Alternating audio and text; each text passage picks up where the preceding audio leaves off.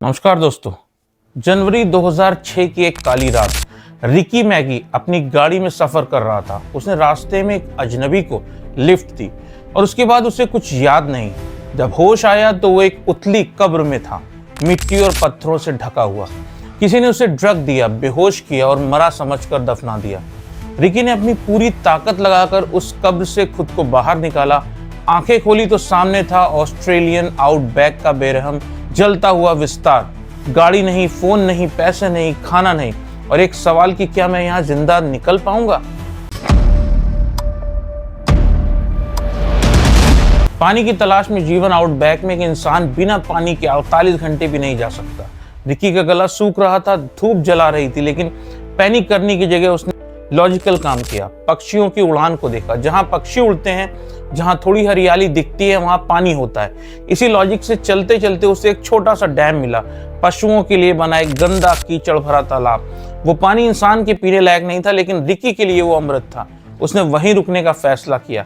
यह एक master stroke था। पानी के पास रहना उसकी पूरी सर्वाइवल स्ट्रेटेजी की नींव बना। दोस्तों, पहला हफ्ता, पहली जीत। शरीर डिहाइड्रेटेड था, दिमाग में घबराहट थी, लेकिन रिकी ने हिम्मत नहीं हारी। उसने डैम के आसपास का इलाका एक्सप्लोर करना शुरू किया। खाने की तलाश में उसने पहली बार लीचेस यानी कि जोक देखी, वो जो पानी में रहती है और खून चूसती है। डिस्गस्ट को एक तरफ रखकर उसने उसे खाया। यही उसका पहला खाना था। इसके साथ उसने फ्रॉक्स यानी मेंढक पकड़ना शुरू किया, कच्चे, बिना पकाए। ग्रास होपर्स और इंसेक्ट्स भी, जो भी प्रोटीन मिला वो उसने खाया। पहले हफ्ते के अंत तक रिकी ने एक रूटीन बना ली। सुबह पानी, दोपहर छाया में आराम, शाम को खाने की तलाश। यही रूटीन उसकी जान बचाने वाला था। दूसरा हफ्ता, रात के दुश्मन। दिन की धूप से तो रिकी लड़ना सीख गया था, लेकिन रात की ठंड एक नई दुश्मन थी। आउटबैक में रात का टेम्परेचर फ्रीजिंग तक गिर जाता।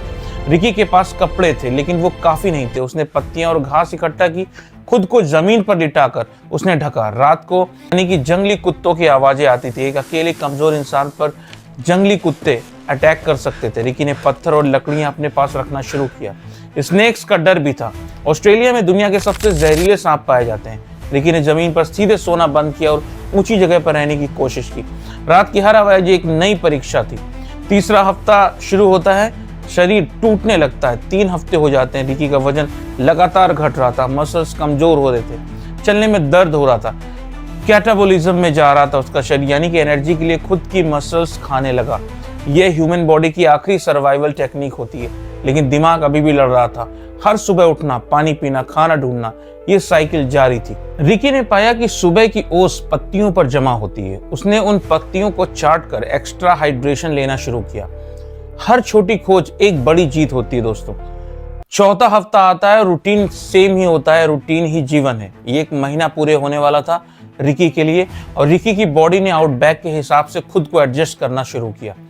पत्तियों की ओस और डैम का पानी, दोपहर में पेड़ की छाया, पूरी तरह रेस्ट। एनर्जी सेव करना बहुत जरूरी था रिकी के लिए। आउटबैक में दोपहर मूवमेंट का मतलब था हीट स्ट्रोक और मौत। शाम होते ही वो एक्टिव हो जाता। फ्रॉक्स, लीचेस, इंसेक्ट्स जो भी मिले उसे पकड़ता और खाता।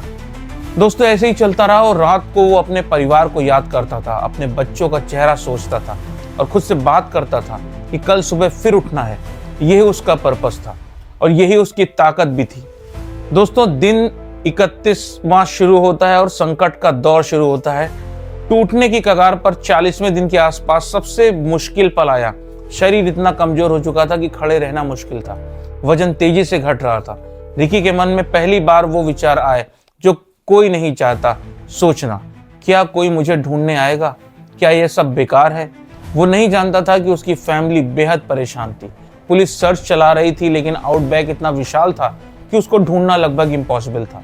उस रात रिकी सोया होगा, शायद चिल्लाया होगा, लेकिन अगली सुबह उसने फिर उठकर पानी पिया, फिर फ्रॉक्स ढूंढे। यही असली हीरोइज्म है, गिरने के बाद उठना। और दोस्तों, 40 दिन बीत जाते हैं। 41वें दिन धैर्य और अनुकूलन उसके लिए काम आता है। सबसे मुश्किल गुजर रहे थे। रिकी ने एक साइकोलॉजिकल शिफ्ट किया। उसने सिर्फ आज पर फोकस किया। उसने देखा कि कौन से इंसेक्ट ज्यादा न्यूट्रिशियस हैं, फ्रॉक्स कहाँ मिलते हैं, पानी कब सबसे साफ होता है। वो आउटबैक को समझने लगा था। स्कॉर्पियंस एक नया खतरा बने उसके लिए। रात में पत्थरों के नीचे छुपे स्कॉर्पियंस का एक स्टिंग उसे बहुत बीमार कर सकता था। उसने सोने से पहले अपने आसपास की जमीन साफ करना शुरू किया और 50वें दिन का समय जो था, आधे से ज्यादा रास्ता तय हो चुका था। हालांकि रिकी को यह नहीं पता था कि वो बस हर दिन जी रहा था। शरीर की आखिरी लड़ाई थी 60वें दिन के आसपास। रिकी का वजन 95 से घटकर 55 केजी के आसपास आ गया था। मसल्स लगभग खत्म हो चुकी थी, हड्डियां दिखने लगी थी। चलना इतना मुश्किल हो गया था कि सिर्फ डैम के पास ही रहता था, ज्यादा दूर जाने की ताकत भी नहीं बची थी। लेकिन दिमाग अभी भी यही बात कह रहा था, लेकिन मेरे बच्चों को मुझसे मिलना है। यह पर्पस ही कॉर्टिसोल को बैलेंस कर रहा था, यानी ब्रेन को फोकस्ड रख रहा था। रिकी ने बाद में कहा कि हर रात मैंने अपने बच्चों का चेहरा याद किया और खुद से कहा कि मुझे उनके पास वापस जाना है। और अंतिम दौर, शरीर लगभग जवाब दे चुका था। रिकी बेरली चल पा रहा था, लेकिन वो जिंदा था। हर सुबह उठना एक चमत्कार था, पानी पीना, थोड़ा कुछ खाना, छाया में बैठना, यही जिंदगी थी। रिकी को नहीं पता था कि वो कितने दिनों से वहां है। उसे गिनती बंद कर दी थी, उसने गिनती करना। वो बस जी रहा था, एक दिन एक पल। 70वीं रात उसने अपने बच्चों को याद किया और एक बार फिर सो गया, उस उम्मीद में कि कल सुबह आएगी। और आता है 71th डे, वो पल जिसका इंतजार था। 71th, यानी रिकी डैम के पास बैठा था। उसका वजन अब सिर्फ 48 किलो था। आधा शरीर खो चुका था उसका, वो स्केलेटन जैसा दिख रहा था। तभी एक इलाके में एक कैटल स्टेशन के वर्कर्स आए, अपने मवेशियों को देखने निकले थे। वो दूर एक आकृति दिखी, एक इंसान पर जैसे हड्डियों का ढांचा। वर्कर्स ने तुरंत मदद की, पानी दिया, खाना दिया, इमरजेंसी सर्विसेज को कॉल किया। रिकी को हॉस्पिटल ले जाया गया।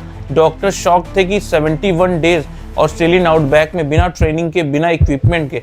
डॉक्टर्स ने कहा कि यह मेडिकली लगभग इम्पॉसिबल था, लेकिन यह हुआ। रिकी जीत गया था, सिर्फ एक जिद से, मुझे जीना है। रिकी की कहानी से दोस्तों हमें क्या सबक मिलता है? सबसे पहला कि पानी पहले, बाकी सब बाद में। यानी लाइफ में बेसिक्स पहले, फाउंडेशन मजबूत हो तो बाकी सब हैंडल हो जाता है। जहां हो वहीं से शुरू करो, यानी परफेक्ट कंडीशन का इंतजार मत करो, जो है उसी से शुरुआत करो। ईगो छोड़ो, यानी सरवाइव करो। फ्रॉग्स और लीचेस खाना कोई नहीं चाहता, लेकिन रिकी ने ईगो छोड़ा और जिया। रूटीन बनाओ, केओस में रूटीन ही आपको सेन रखती है, यानी कि पर्पस ढूंढो। रिकी के बच्चे उसका पर्पस थे। आपका पर्पस क्या है? एक और दिन रिकी ने कभी 71th दिन नहीं सोचा, बस अगली सुबह के बारे में उसने सोचा। बड़े गोल्स ओवरवेलमिंग होते हैं, बस अगला कदम सोचो, उसके बारे में सोचो।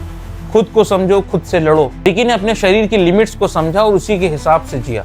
रिकी मैगी जिसने मौत को मात दी सिर्फ जीने की जिद से।